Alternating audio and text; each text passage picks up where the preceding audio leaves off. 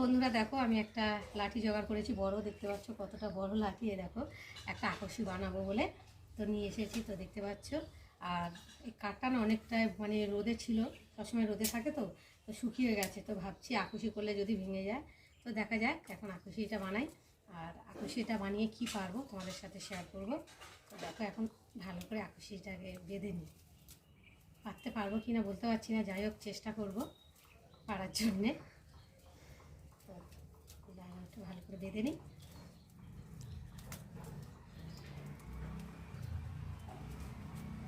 দেখো বাঁধা হয়ে গেছে, এখন মোচাটাকে পারবো। দেখো দুটো হয়েছে, এই একটা, এইটা সবে হচ্ছে মানে কলা ছাড়ছে অল্প অল্প, দেখতে পাচ্ছ পাশাপাশি দুটো হয়েছে।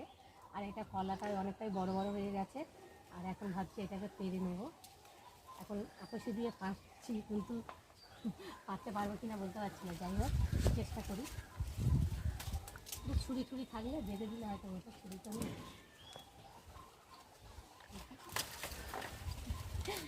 ছিঁড়ে যাচ্ছে, চেষ্টা তো করবোই, দেখি পারা যায় কি না যায়।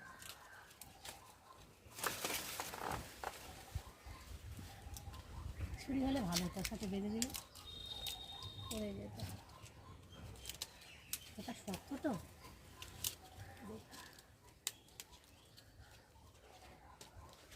পারি কি না দেখবো, দেখ চেষ্টা করবো পারার জন্যে। ভয় লাগছে যদি লাঠিটা ভেঙে যায়, লাঠিটা তো শুকিয়ে গেছে তো, তার জন্য আরও ভয় লাগবে। তবে কি না বলতে পারছি না।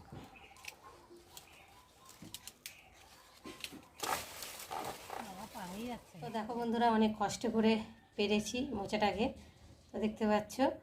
আর পাততে যা কষ্ট হয়েছে আমার, কি বলবো। তো যাই হোক খাবো বলেছি আজকে পেরে, তো আজকেই খাবো। তো দেখো পেরে এনেছি, আর আটা পড়ছে বলে আমি এখন প্লাস্টিকের মধ্যে রেখে দিয়েছি। তো আটাটা মানে ঝরে যাক, তারপর কাটা। তো বন্ধুরা দেখো মোচা কাটতে চলে এলাম, মোচার আটাটা ঝরে গেছে। আর এখন আমি মোচাগুলো একে একে ছাড়াবো। তো দেখতে পাচ্ছ এই যে, আর ছাড়িয়ে নিই ভালো করে কটা, তারপরে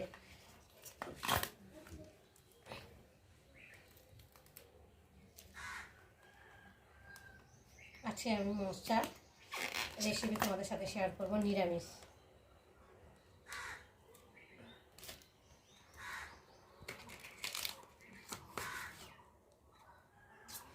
লাঠি দিয়ে মেরে মেরে পেরেছি, তো যেন থেতলের মতো গেছে। তো অনেকটা উঁচু, তো কীভাবে পারবো বলো। আর এমন জায়গায় হয়েছে, ঝুলে পড়েছে যে গাছে ওঠাও যাবে না। গাছে ওঠা যায় কলা গাছে, স্লিপ খেয়ে পড়বো। তো যাই হোক কষ্ট করে পেরেছি। আর এখন তার আগে আমি একটু জলে মানে দেখো গামলায় করে জল নিয়ে এসেছি, তো জলে একটু হলুদ দিয়ে দেবো, যাতে কলার মানে মোচার আয়রনটা বেরিয়ে যায়, আর মোচাটা কালো কালো ভাব হয় না, কষটা বেরিয়ে যায় হলুদ দিয়ে ভিজে রাখলে।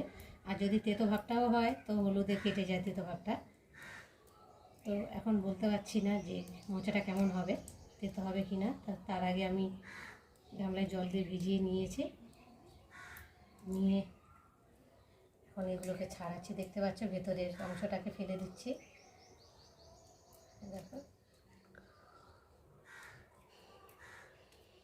মোচা খাওয়া না ভীষণ ঝামেলা, ফোটা বাছা বিরক্ত। খেতে ভালো লাগে কিন্তু কষ্ট করতে হবে, কষ্ট না করলে হবে কি করে। দেখো আমি এখন এটাকে ভালো করে ছাড়িয়ে নিই, নিয়ে কাটবো। হাতে একটু তেল মেখে নিলে ভালো হতো, দেখ মাখলাম না, কষ্টটা লেগে যাবে হাতের মধ্যে।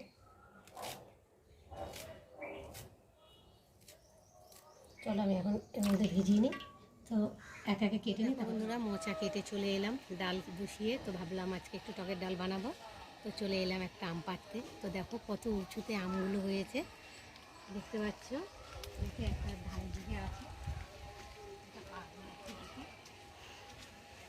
তো চলো হাত পাবো, হাত পাচ্ছি দেখছি।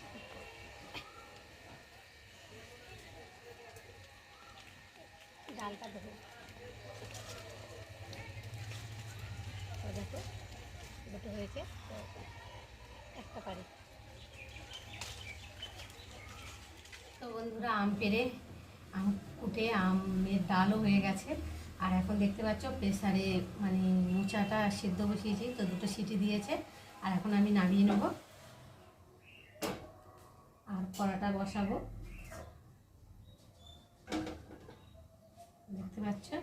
আর কড়াটা একটু গরম হবে ততক্ষণ, এদিকে কড়াটা গরম হোক আর ওদিকে সিটিটা পড়ে যাক, ততক্ষণ আমি আলুটা ভেজে নিই। তো কড়াইতে আমি সর্ষে তেল দেব,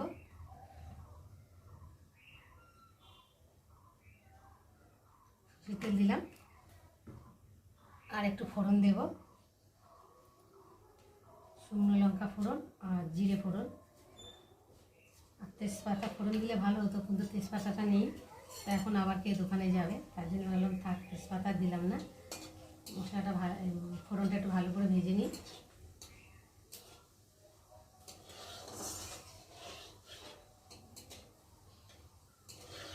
আর গতকালকে ছোলা মটর ভিজেছে, তোমাদের দাদাভাই সকালে খাবে বলে তো খেয়ে যায়নি, তো একসাথে তো সেগুলো একেবারে প্রেসারে দিয়েই মোচার সাথে সেদ্ধ করে নিয়েছি।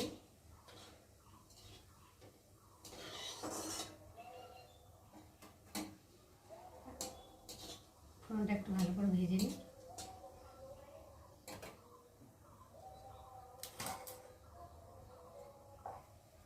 নিয়ে আর এখন আলুগুলো ভালো করে ভেজে নেব। তোমরা চাইলে আগে আলু ভেজেও তুলে নিতে পারো, তো আমি আমার মতো করে করছি। তো চলো এখন আলুগুলো দিয়ে ভালো করে ভেজে নেব।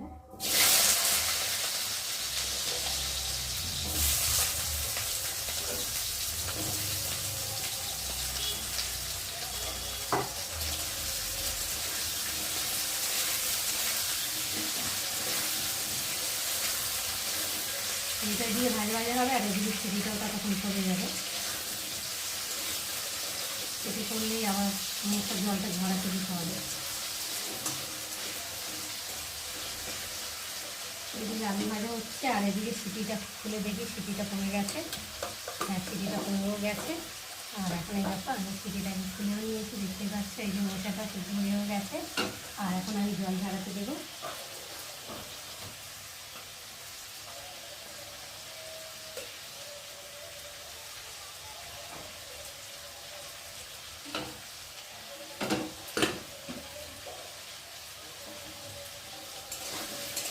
জলটা ঝরুক আর আমি এদিকে আলুটা ভালো করে ভেজে নিই।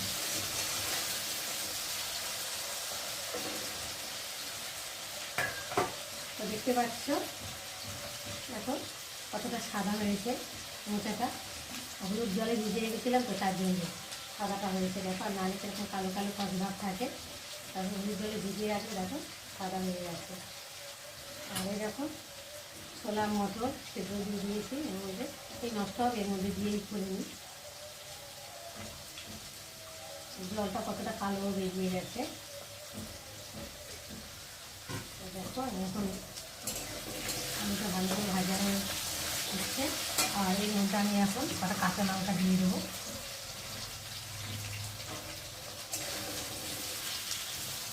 আর দেবো জিরে বাটা আর আদা বাটা।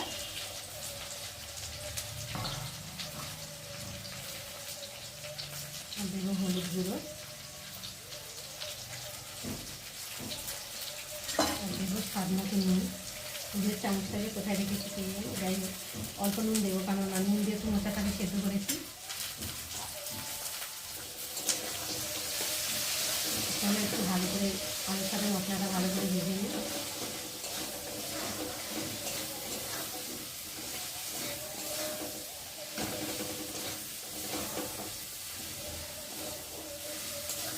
দেখো মশলাটা ভাজা ভাজা হয়ে গেছে আর মশলা থেকে তেলও ছেড়ে দিয়েছে। আর এখন আমি মোচাগুলো সেদ্ধ করে রাখা মোচাগুলোর মধ্যে ঢেলে দেবো, দিয়ে একটু ভালো করে নাড়াচাড়া দেবো।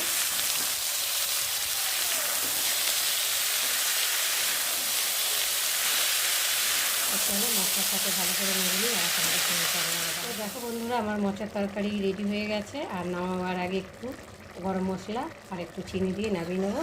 তো চলো আমরা